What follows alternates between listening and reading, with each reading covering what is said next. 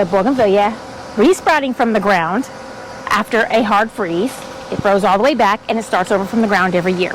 And this is in June. This is where it's at. And here's the bougainvillea. Mid-February.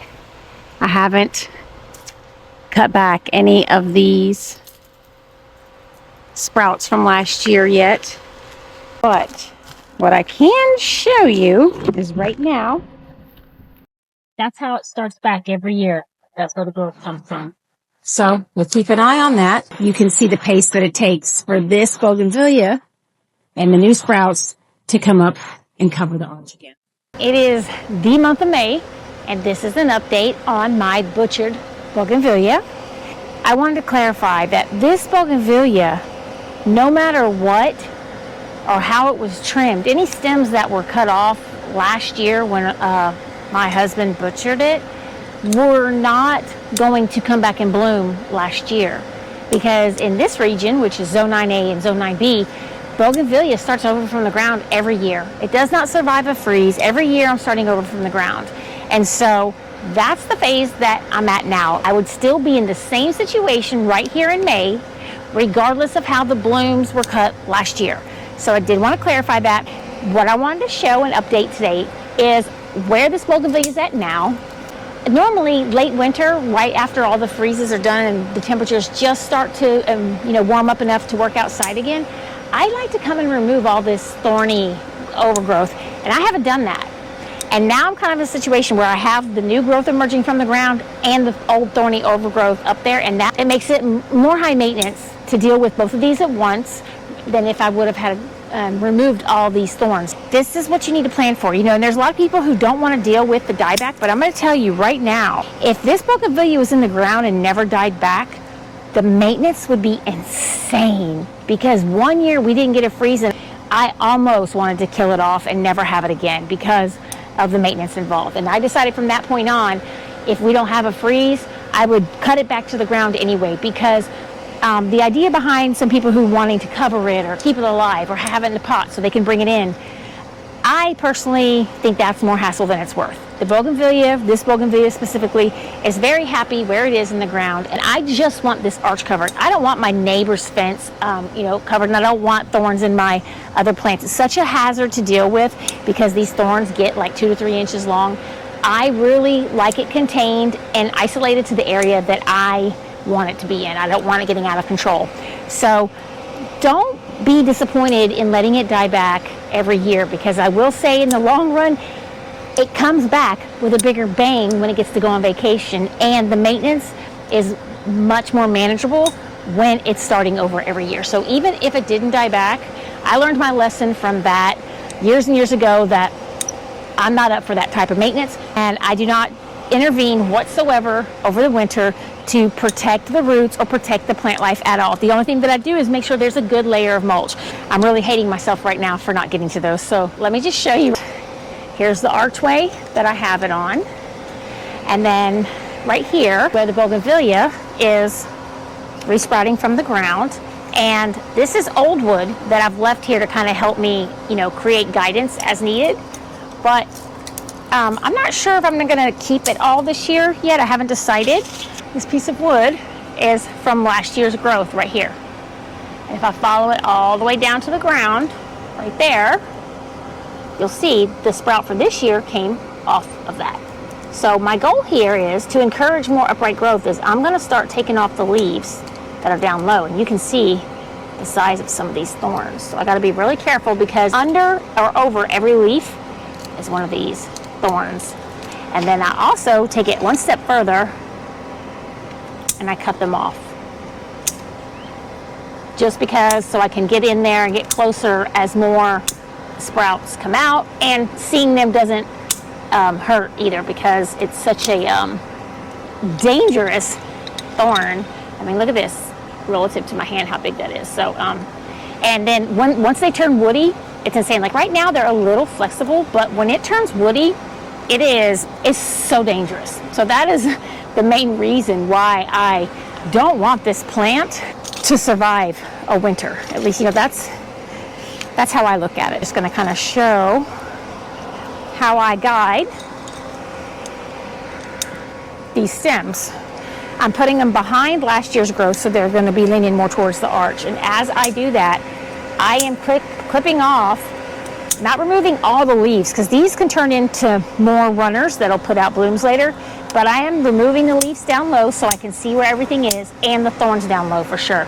And then any obnoxious thorns left over on the old wood around here from last year, I'll clip those too, because they kind of will start shredding the leaves of this year, and I don't want that to happen.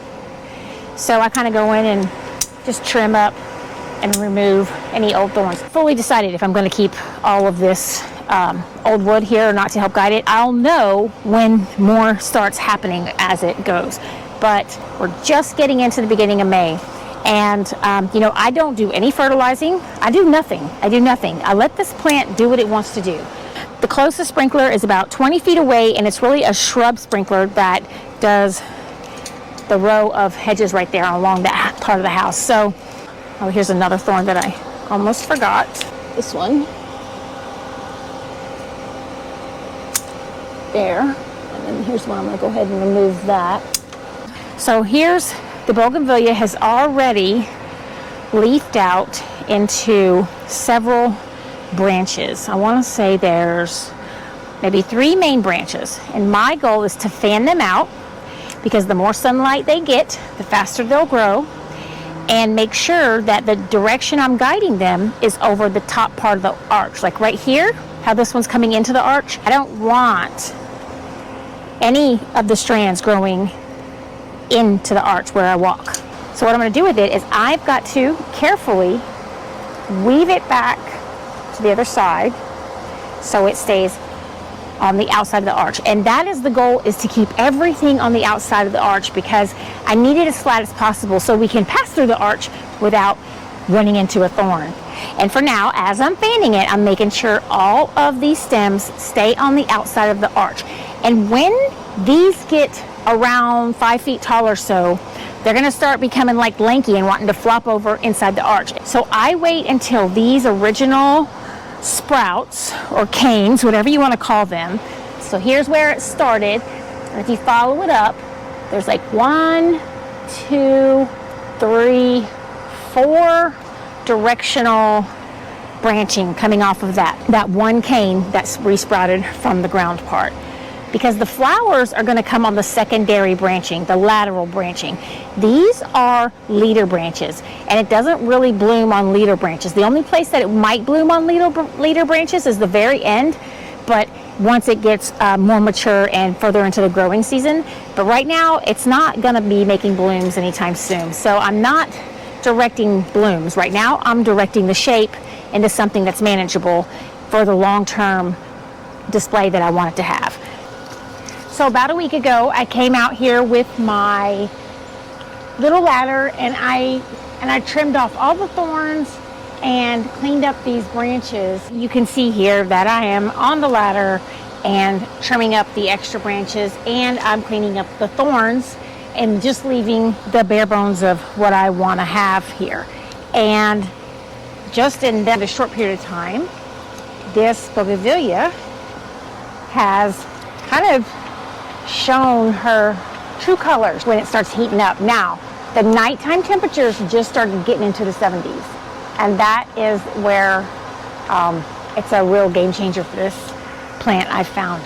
And all I do at this stage is make sure that the pieces I'm keeping, the main canes, are on the outside of the arch, because they start branching off and getting very finicky, and they can crowd this inside part very fast. I'm gonna wait a little bit more to pinch it, because I've already got a lot of branching down here, and I don't want it to get stuck just on this side of the arc, as we've stimulated a bunch of side growth, so that energy gets transferred in that direction. And I want to make sure that I get something at least to here for the year. I'm really happy with it just cascading from one side. A lot of people want to plant the same thing on 2 sides, and I just think nothing looks more unnatural. I really prefer it to be on one side. Not only that, the competition that happens when you plant a plant, the same plant on both sides of an arch or an arbor, when they get to the top, all they do is compete with each other. It's better to just let one do its thing and leave the other side empty. it performs so much better that way when it doesn't have to meet up with its own competition. Anyway, so my goal isn't to necessarily fill it in all the way to the ground. I just like the blooms and stuff to cascade about midway or so. When it's at that stage, I'm going to give it a little pinch, at least the longest piece, and then it'll start branching out and filling in, and that will also start triggering more blooms. Now, occasionally, that longest piece will start to bloom before it gets here, but not often. It just kind of depends on what month it can sprout from the ground and how soon we get our nighttime lows into the 70s like they are now. So now it's just more of a waiting game and maintaining the branches and keeping this archway clear. And then once the archway starts to fill in on the top, there will be a lot of branches that kind of want to poke through here. And those are the ones that I will keep clean all the way to the trunk. And then on the other side of the arch that's on the outside, those I just kind of tack down lightly here and there. So another thing to note is if I were growing this on a trellis, because at one time before I put this arch here, there was a trellis here, and the trellis was only about 5.5 feet tall. This would be the height that I would pinch it. I would pinch it right as it starts to get above the height of the trellis. So then I can start filling in the trellis widthwise, because it'll just keep growing. As long as the temperature is good, it's just going to keep growing forever. There's nothing that's going to stop it. So we're just compounding the branching effect, because at the end and off of each branch is where the blooms are going to come. When that time comes, it's not in the bloom phase yet. I think we have to have a good month of the nighttime lows in the 70s, and we just got to that point, and we're at the beginning of June. So I want to say sometimes towards maybe the end of June is when I start to notice some of the first blooms, but it's nothing spectacular until we get closer to July. Usually, but again, this season's a little bit different because we did not have as long a winter as usual. So there's a little variation in the exact timing. When we don't have a hard freeze, this plant just becomes a monster, and it's just unmanageable, and it's a mess to maintain. I'm grateful for the hard freezes that knock it back and it's starting over every year. The Bougainvillea resprouting from the ground after a hard freeze, it grows all the way back and it starts over from the ground every year. And this is in June, this is where it's at.